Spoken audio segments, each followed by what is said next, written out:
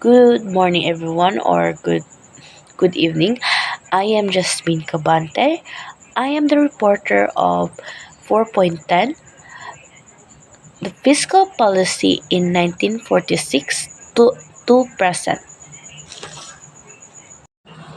So, what is fiscal policy? Fiscal policy means by which the government adjusts its spending levels and tax rate to monitor influence the nation's economy. So, fiscal policy refers to use of the government spending and tax policies to influence economic conditions such as aggregation demand, employment, inflation, economic growth. During the aggregation, the government may the lower the tax rates and increase the spending to encourage the demand and stimulate economic activity. On the other hand, to combat inflation, the government may raise and cut the spending to cool down the economy. Fiscal policy is often constructed with monetary policy, which which is enacted by central banks. So, in fiscal policy from 1946 to present, the impact of the World War II on the Philippines economy was effectively the spread, as the Manila as the capital was razed to the ground, while the rest of the Philippines was relatively untouched. But the highly agricultural-based economy was disrupted, while only the Manila city was disrupted from the World War II as it was because of the battlefield happened, but because of this, it not only disrupted the economic growth, but it's also stopped the agricultural growth of our country. There are two types of fiscal policy. These are expansionary fiscal policy and constructionary fiscal policy. So, what is expansionary fiscal policy? So, expansionary fiscal policy, it was to help increase the economy, intended to growth to a healthy economic level. So, this type of policy is implemented during the economic downturn or recreation. The government may increase its spending and or reduce the taxes to both the aggregate and demand and stimulate the economic growth by injecting more money into the economy aims to create jobs, increase consumer spending, and encourage investments. While in constructionary fiscal policy helps slow economic reduction in government spending. So this policy is used to control inflation and prevent economy from overheating. The government reduces its spending and or increase tax to decrease the aggregate demand and slow down the economic growth. By reducing the amount of money in circulation, it aims to curb implementation and pressure to maintain the price stability. So, in 1949, the economic situation was so problematic, lack of funds as military and educational sectors. So, in here, it's not only the lack of funds in military and educational, because the the country is still facing its independence, because in the our independence was in 1946, so we are still in the time of development. So of course it will still lacks of funds for the education and military power. So in the next, it's no efforts were improve the tax collection, as it is was still depending. So we are still using constructionary fiscal policy. We are still slow economic reduction, so to help our government spending. And next, the United States would advise adaptation of direct taxation. So here, United States are trying to help us by telling us to adopt their direct taxation. So what is direct taxation? As I said before, Direct taxation is a tax that a person or organization pays directly to initiate and impose that. So it refers to levying the tax directly in individual or initiate based on the income or profits of the wealth. It is a system where direct taxpayer is directly responsible for paying the tax in the government. Examples of these are tax income tax, corporate tax, property tax, inheritance tax. This the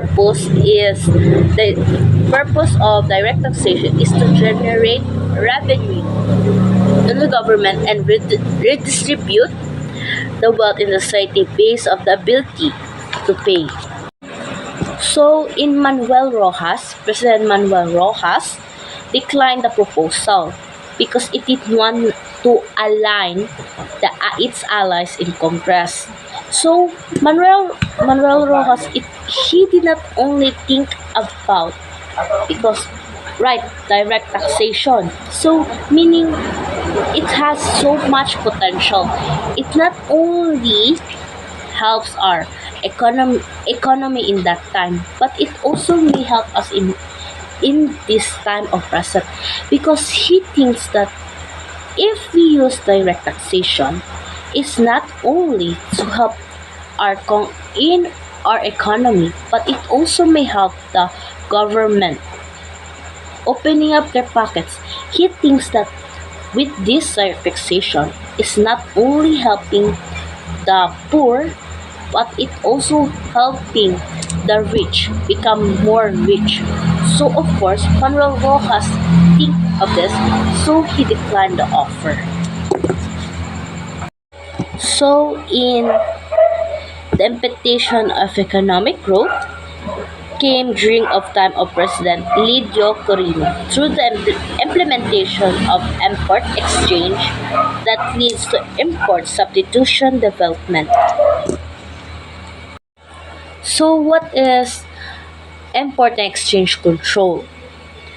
It's a method of state intervention in exports and of the country. So in refers to the government regulates the restriction on the imports of goods and exchange the foreign currency.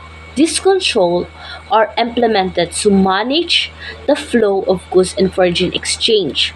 In the country, they can include the measures such as twattles, licensing requirements, and currency exchange restriction. This purpose is to protect domestic industry, manage trade, and imbalance maintain stability of the economy.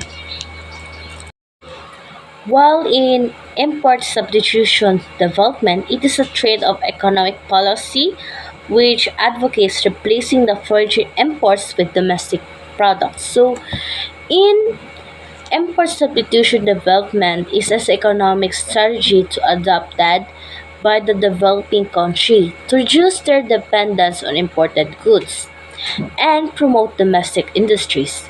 It is involved implementing the policy such as tariffs, import quotas, and subsidies to protect the nurture of domestic industry, allowing them to grow and compete with imported goods. The goal is to achieve self-sufficiency and stimulate economic growth by encouraging the production of goods that were previously imported. Because of this policy allowed the two expansion of available manufacturing sector that reduced economic dependence on the imports. The new tax measures were also passed, which included the higher compared tax rates, increased the government revenue tax review in 1953 increased to twofold compared to 1948. So, Magsaysay, Garcia, and Macapagal, they promised to study the tax structure and policy of the country. At they said they promised, but they did try. But in their time, this is also the time of where much more people trying to starting the corruption of our country. So what is indirect taxation? So indirect taxation is imposed of government taxpayer for the goods and services. So it is a directly or individual tax system. It is a system of burden passed on the consumers through the price of goods. Example are here is sales, value added, exercises, and custom duties. So these taxes are typically included on in business in behalf of the government. This indirect taxation is a way of government to generate revenue and distribute the tax burden across the population. So in President Marcos on 1981 to 1985. So in Marcos' year, the tax system was still heavily dependent on indirect tax, which made up 17% of total tax collection. While the tax system remained unresponsive, while he is still using dependent in indirect taxation. But the taxes grew at average annual rate of 15% and generate a low that produces. So while President Marcos is still dependent on indirect taxation, it was still very strange because indirect taxation as a consumers, as a people of the Philippines are still buying things, are still annual rate of our economy are still average because of this. So, Corazon Aquino, also known as Cory Aquino, was 11th President of the Philippines. She served as the country's first female president from 1986 to 1992. Aquino's presidency marked as the significant period of political economic transition of the Philippines. She came to power after People Power Revolution, which outseated the authorization regime by Ferdinand Marcos. So in 1986, the tax reform program is aimed to simplify the tax system and make the revenue more responsive to economic activity to promote horizontal equality and promote growth and by correcting the existing taxes. So the uniform rate of 10% on sale of domestic imported goods and services and zero exports and foreign currency and dominated services. So in here, while we have 10% of on sale on domestic and imported goods, while in here, while we are exporting in foreign countries, we have zero exports. So we are not paying for exporting our imported goods in the currency of the dominated sales or foreign countries. 10% in the Leo varied rates applies in fixed taxes and 60 nominal rates advances sale tax. The tax on original sale subsequent to sale tax, compensating the sale tax in miller's tax and constructor and tax brokers. The films lessors and distributor the tax excess and tax solvents in the matches in the exist precision videotape. So the 10% is the percentage that represent a specific tax rate or rate of a tax applied in a certain transaction or activities. In the varied rates naman is the sentence that suggests that the different tax rates are applicable in the various types of taxes mentioned. The fixed tax is this is the reference that the taxes that have the set of predetermined rate and meaning the tax rate does not change.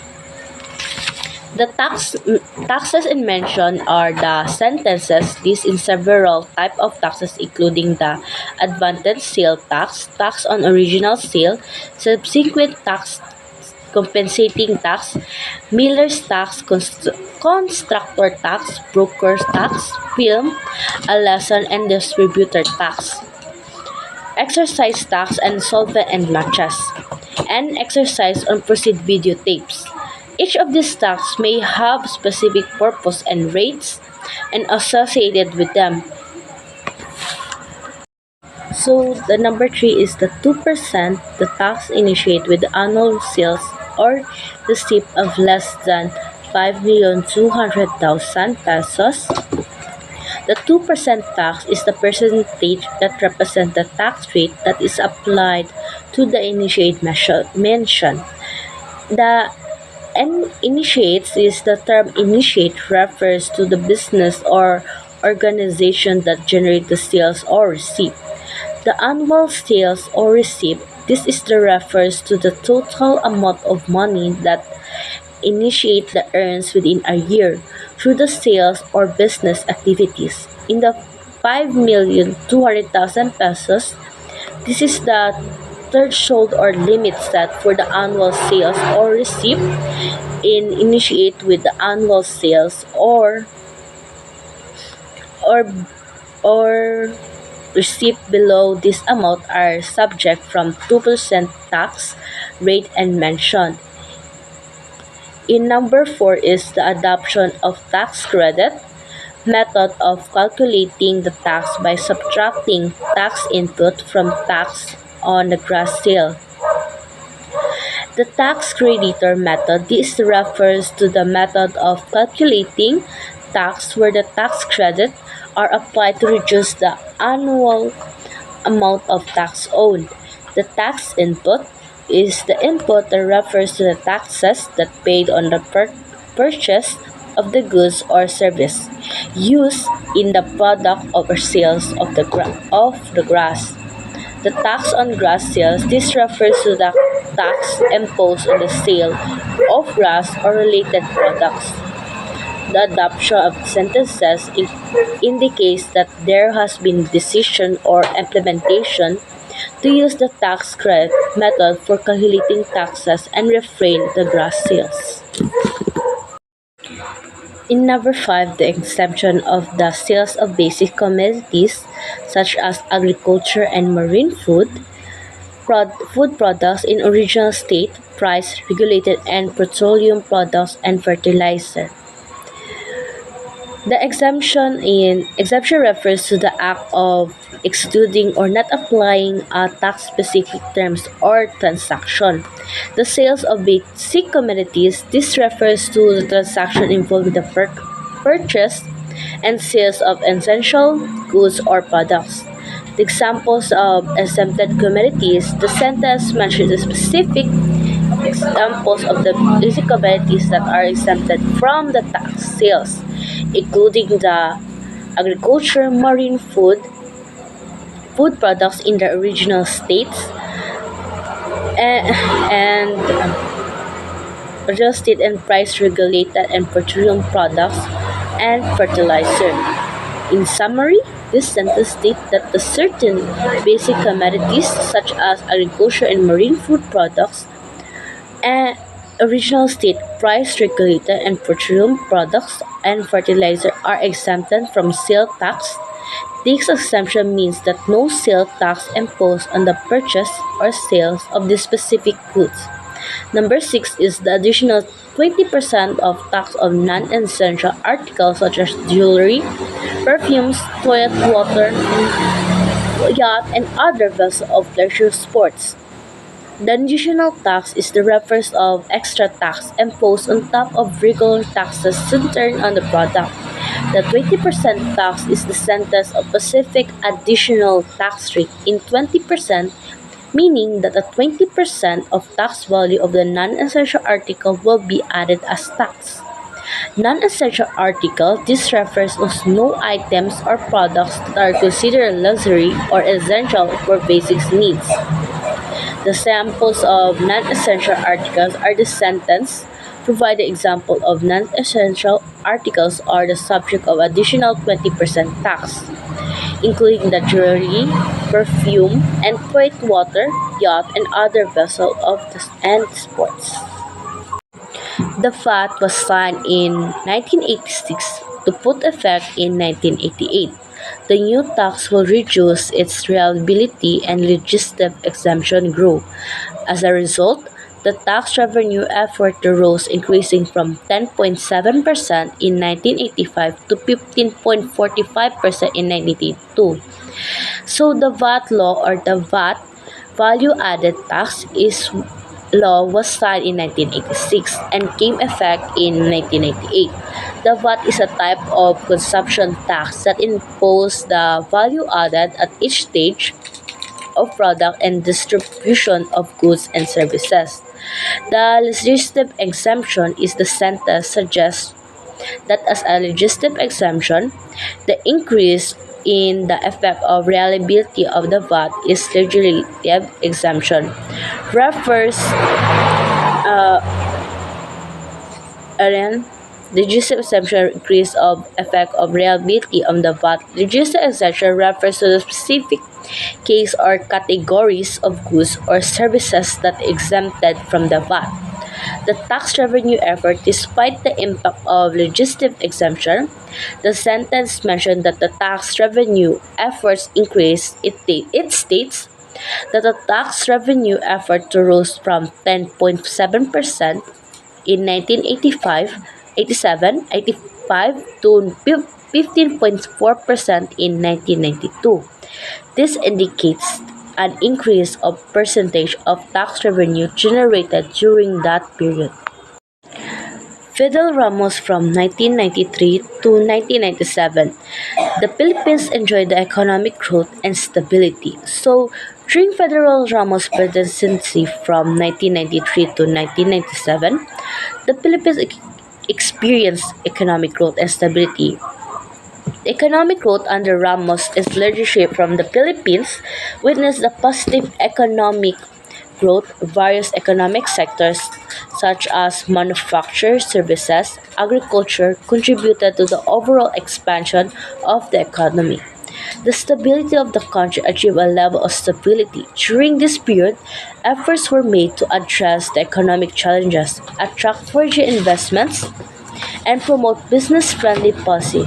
This measure aimed to create a favorable environment for the economic growth. Venture its own tax reform program in 1997, the Comprehensive Tax Reform Program. The tax reform program is the program was significant initiative undertaken by the Philippines government during Ramos' presidency. It aimed to bring about comprehensive changes and improvement of the country's tax system. The implementation in 1997, the program was launched and implemented in 1997, so indicating that the start of the application and enforcement. The objective of the program is to aim to address various aspects of the tax system, including simplify tax administration, enhancing tax compliance, and promoting fairness, improving revenue collection. The specific reform is the Comprehensive Tax Reform Program is likely included a specific reform targeting different types of taxes such as income tax, value tax, excess tax, and other tax categories. This reform may involve the changes of tax rate, exemption, deduction, and other preventions. To make the tax system broad-based, simple, and with the reasonable rates, the broad base was a tax system aims to ensure that a wide range individuals, business, and economic activities are subject to taxation. This helps to distribute the tax burden more evenly and prevents certain sectors from being disproportionately taxed. A simple tax system is designed to be easily understood and administered by the taxpayers and tax authorities. The simplified tax laws or procedure can reduce and compliance the cost and minimize errors and encourage voluntary tax compliance.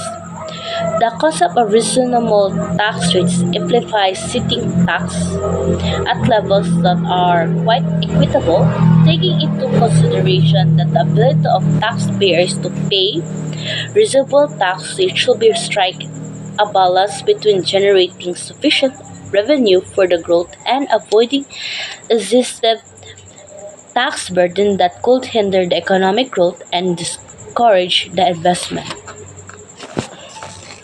The minimize Number two is the minimize tax avoidance allowed by the existing flaws and loopholes in the system. So the tax avoidance is refers to legal exploitation of the loopholes or flaws in the tax system. To reduce the tax liabilities, it is typically involved taking advantage of ambitious or poorly def- defined prevention to minimize tax payment without violating the law. Flaws and loopholes in the tax system are weakness or gaps that allow the individual or business to exploit them to tax advantages. This can include the ecosystem, ambitious or unintended consequences in the tax law or regulation. The other objective is to identify rectify the law flaws and loopholes to minimize opportunity for tax avoidance. This can be achieved through legislative reforms, stricter enforcement, and closing the loopholes to clearer and more comprehensive tax system. The fairness and revenue of generation. By minimizing the tax avoidance, the aim is to promote fairness in the tax system by ensuring that everyone pays their fair share of taxes. Additionally, reducing the tax avoid can help generate sufficient tax revenue for the government fund, public services, and initiative. The encourage Number three is encourage payment by increasing the tax exemption levels, lowering the higher tax rate, and simplifying the procedure and rational grant of initiatives. So, the initiative tax exemption is levels by raising the tax exemption levels. Individual and businesses can be enjoy relief from paying taxes on a certain portion of their income or profit. This can help reduce the tax burden of low income of earners and provide them with disposable income. Lowering the higher tax rate is refers to reducing the tax rates imposed on higher income brackets. This can initiative individuals and businesses to comply with the tax obligation and discourage tax avoidance of invasion. Simplifying tax procedures involve making the process of filing the tax return, calculating the tax, and fulfilling a tax related application an easier, more user friendly. This can reduce the administrative burden on taxpayers and enhance compliance. Readjustment of the Value Added Tax Reform, Republic Act 7716.